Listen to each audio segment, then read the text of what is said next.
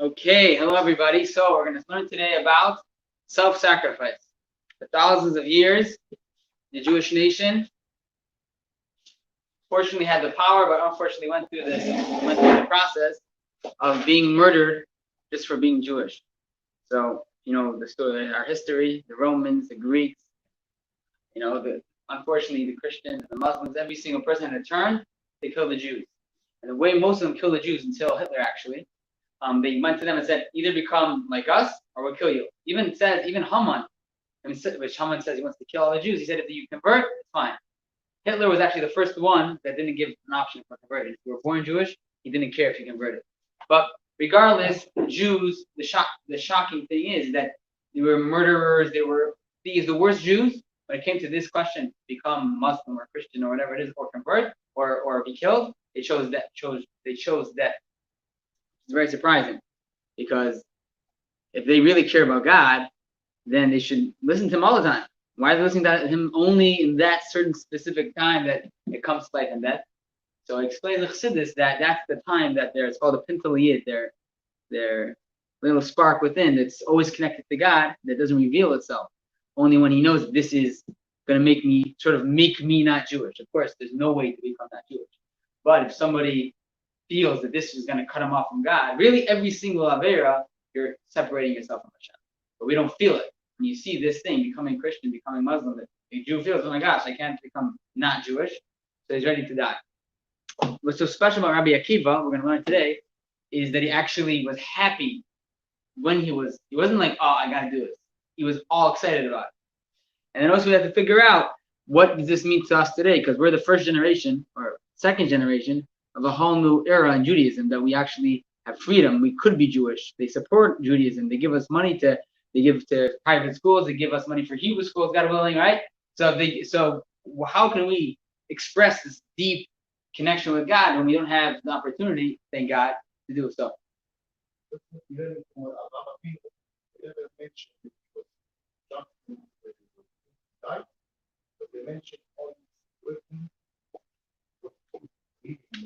Yeah. So very good. We're going to get to there. So let's first learn a little bit inside the Gemara. So it says like this. It says in the pasuk, the line starts over here. I'm going to read in Hebrew, but the English is right after that. V'ahavta es Hashem alekecha. You must love Hashem. So Tanya, we learned in a brisa. The rabbi said, Rabbi Eliezer says, it says in Shema 3 things. You have to love Hashem with all your heart, all your soul, and all your might. That's what it says in the English Siddur. I don't know if that's the right exact translation, but there's 3 loves. The question is, why 3? Just say love Hashem.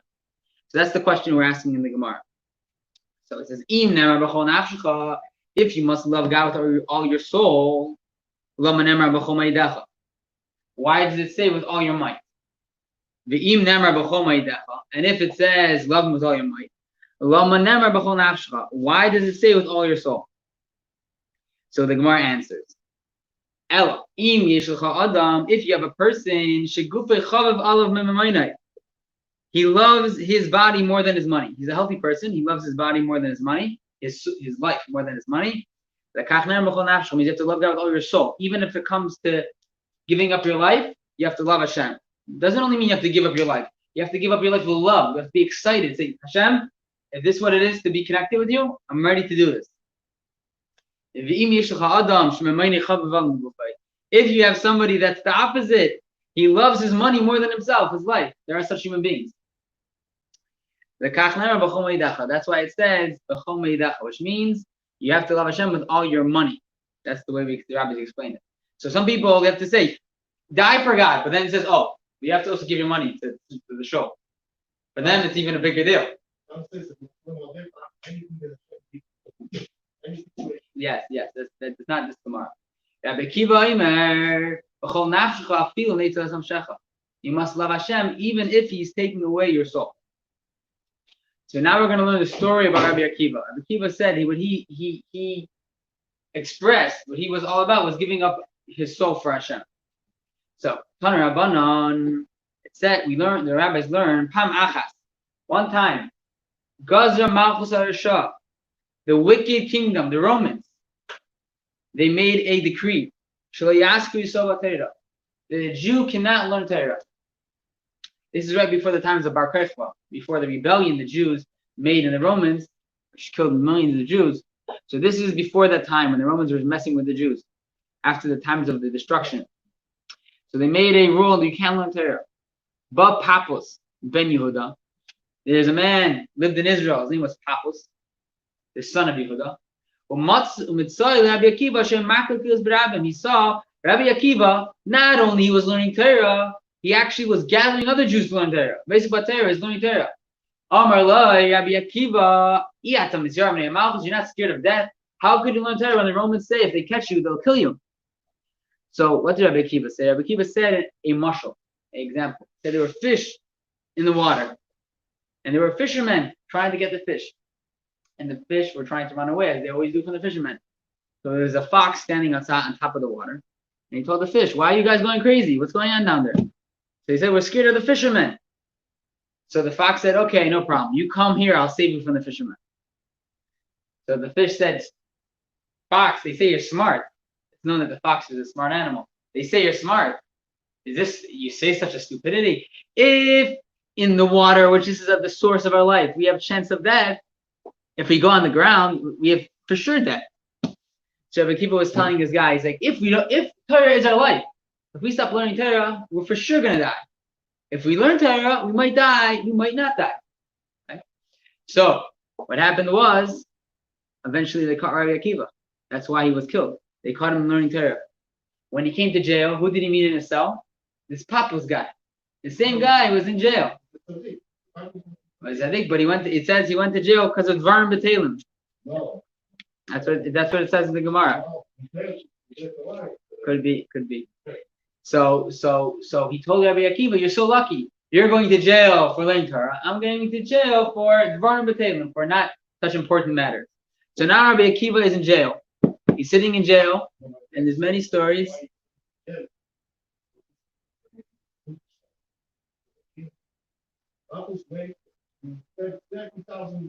They can't hear you on the. Someone told me they can't hear you when you speak on the after, maybe at the end. So now Rabbi Akiva's in jail. Papa's in jail. Rabbi Akiva is now going to be killed. So now we're going to learn the story of Rabbi Akiva's death. There were 10 rabbis that were killed together with Rabbi Akiva. The 10 leaders of the Jewish nation. I heard some historians think it was at the same time of Bar Kokhba, when Bar Kokhba was a big rebel, rebelled against the Romans. Some people say it's because they made a law, they can't make a bris. So Bar Kokhba, all the Jews got very upset, and they actually made a rebellion, and millions of Jews were killed because of the rebellion. So these 10 big rabbis were killed in the time of the rebellion, and each one they killed in a very weird type of death. They didn't just kill them; they did a very, very painful type of death. So Rabbi Akiva is going to be killed. B'shasha Yitzilus Rabbi Akiva. In the time they're taking out Rabbi Akiva lahariga, you're going to kill Rabbi Akiva. What time was it? It was the morning. Zman Kriyat Shema. It was a time of saying Shema. The way they killed them, they took metal combs or metal knives, and they were just scraped his skin off layer after layer. That's the way they killed him. What was he busy with? He's like, it's time to say Shema. So he's saying Shema. They're cutting his skin open. He doesn't even. It's almost like it's how do you say? He enjoyed it. Almost you could say he enjoyed the pain. It's like, let's say somebody would tell you I have a cure for corona. It's just a little poke, and everybody would be running. They would love the feeling, because when you really know what you're getting to through the pain, which is connecting with Hashem, then you're ready to give up everything. Like so many times parents give up their lives for children, and they're not upset about it.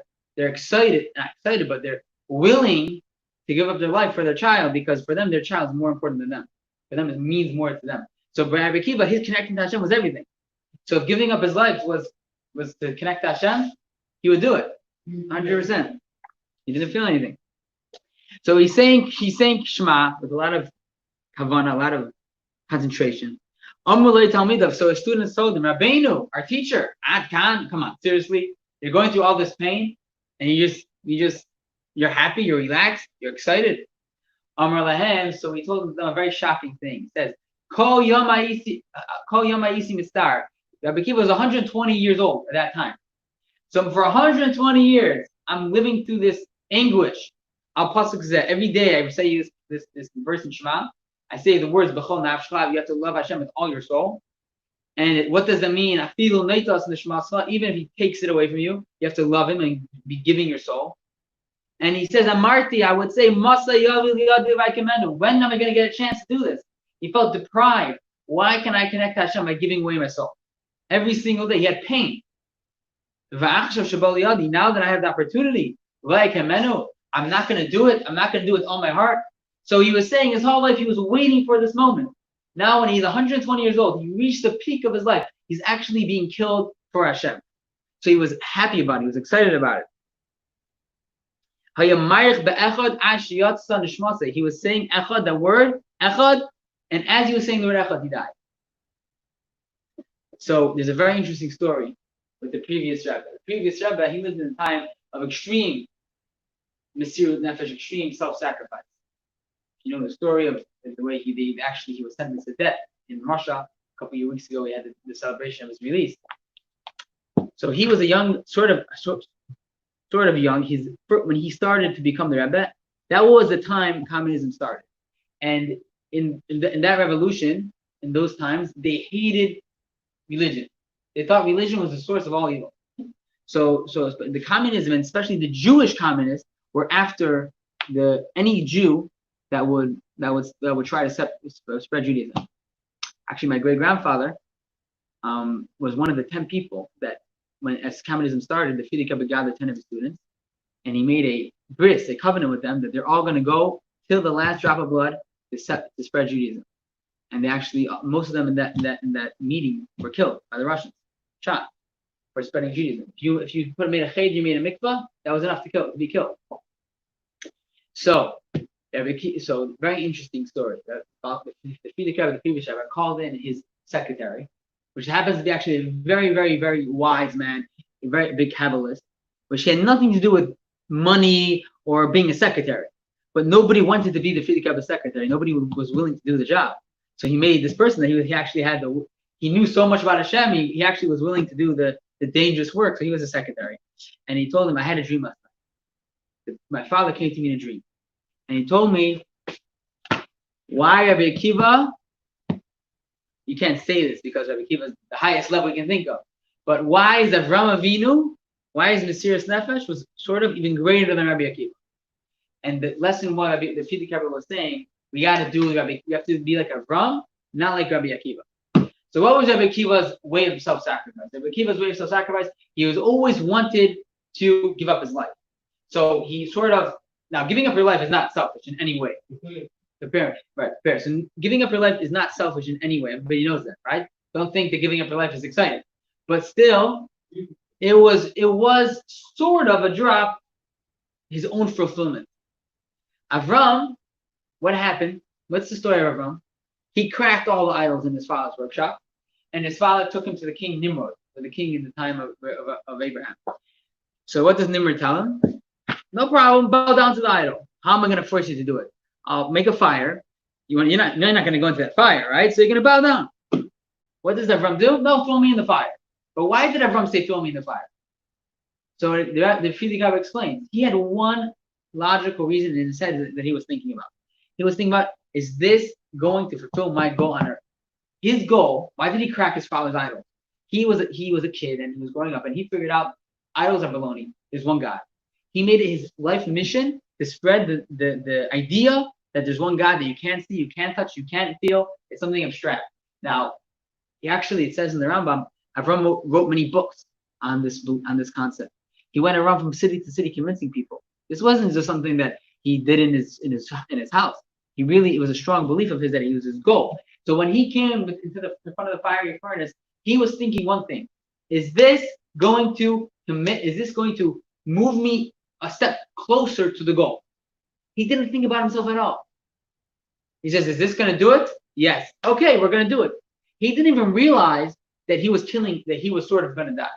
It didn't even occur to him. He was so involved in the goal that his existence didn't matter. He didn't even know, so to speak, that he was even going on Mesiras Nefesh because he was busy with the goal. And that's what it says. It says in the Torah that he went around Vayikra, and the rabbi said it means Vayakra. He screamed. He told everybody in the world, there's Kel Olam, which means that the world and God is one thing. There's nothing else but God. So of course, we can learn a lesson from each one. We can learn a lesson from Akiva, and a lesson from Avram. So with the lesson we're learning from Avram is that we have to be every person has their goal in life, right? Every person has their mission. Every person has their way of serving Hashem, right? Like we just learned, some people, their mission is just to learn Torah all day. Some people, they just sit and learn Torah all day. And like it says in the Rambam, that there's no mitzvah like Talmud Torah. But then there's people which are Israeli soldiers. What's a bigger self-sacrifice than being an Israeli soldier? You're literally dying for the Jewish people, right? And then there are people which they have a Hebrew school. Rabbi Kivan is busy all day with making sure Jewish children learn Torah, right? Every person has their mission. Your mission has to be not something that you do, something who you are. You have to have no self-identity. Your whole identity is your mission.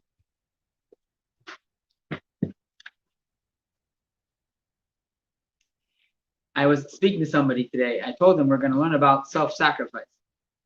So I said, there's a problem. In these days, there's no opportunity to do self-sacrifice. Besides, Rabbi Kivan has to deal with these people across the street, right? Who can do self-sacrifice today, right? We have everything we need. We have everything we need. We have a show. We have everything we need. Where is there to do self-sacrifice? So he told me for a Chabad rabbi, he has such a big family, such 3 kids. He doesn't get to spend time with his kids. He makes sure that all the Jews in the city have mezuzah. That's self-sacrifice. But really, self-sacrifice is applicable to every single person, because in a way, sacrificing your ratzon is even harder than self-sacrifice, because self-sacrifice is one time in your life. Giving up your will is a constant thing, right? It's not one time. It's again and again and again and again. You're giving up your ratzon. It's called, the Rabbi says, in the olden days it was Mesirut Nefesh. Now we give up our will. We give up our ratzon. We give over our ratzon to Hashem.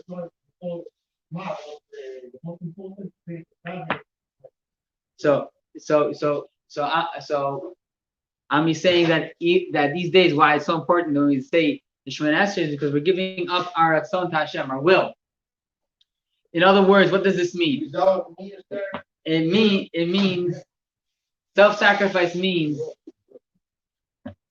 that we are servants of Hashem, which means we don't need to feel it, we don't need to understand it. We are sort of Hashem. Why was Rabbi Akiva so excited to give up his life for Hashem? Because who is he really? He's Hashem. He's not a person for himself. So yes, we have our own self-identity, but that's just a little part of us.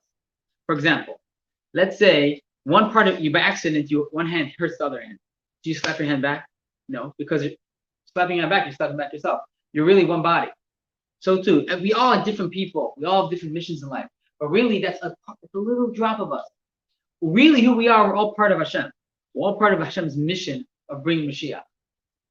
And this is what Rabbi Akiva was so excited about when he was going on Mesirut Nefesh. When he was dying, his body was dying, right? Sort of, right?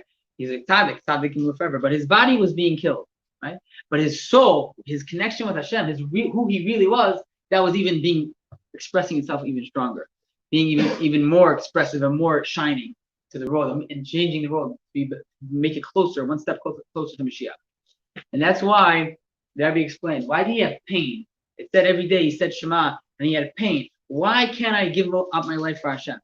Why do you have pain? The fact that you want to give up your life for Hashem means you're so connected. How more connected can you be?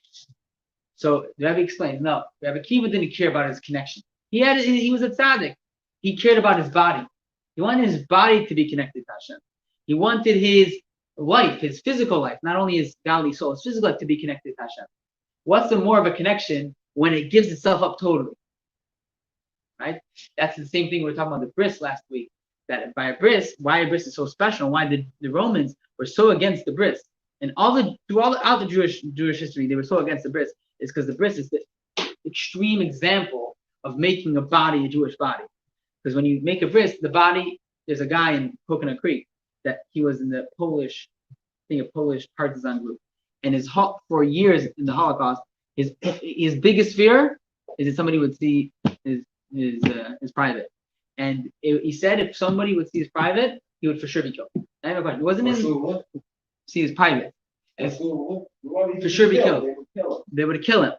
Which means that a Jew, the bris is what makes your body Jewish. There's no way of getting away from it. You can do whatever you want. You're still going to have that. And that's why 97% of Jews, I think it's a very high percentage, till today, do the bris, because it's such an important mitzvah for us, right? So that's the same thing. Rabbi Akiva, he wanted to get his body involved in the mitzvah. And that's why Rabbi Akiva was so excited to do self-sacrifice. But it's the same thing in today's day and age.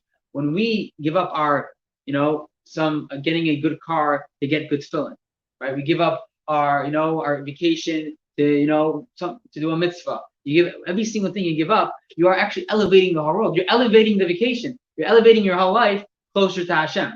And then you want to do it even better. You do it like Avram. Avram, he had no self-identity, nothing. And even though that he was doing it, he had one thing in his mind: is this going to fulfill the goal? Is this going to fulfill the reason why I'm alive? And that's the reason why we all are called the children of Abraham, and we have that spark within us. Because every single Jew, it's not enough even to give stuff to Hashem. We have to sort of even do it automatically. We have to just have in mind, what is my goal in life? And that's why the trick to life is to always have a goal.